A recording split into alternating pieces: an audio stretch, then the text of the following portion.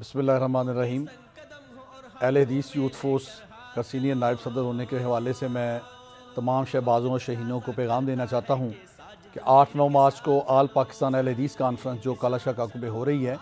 ये इन हालात के अंदर हो रही है कि पूरे आलम इस्लाम के लिए एक पैगाम दिया जाए कायदे मिल्लत सल्फिया अल्लामा प्रोफेसर साजिद मीर साहब की क़यादत के अंदर। तो तमाम शहबाज और शहीन आज से ही कॉन्फ्रेंस की भरपूर तैयारी करें और 8-9 मार्च को कोई नौजवान अहले हदीस अपने घर में नहीं रहना चाहिए। हर अहले हदीस नौजवान को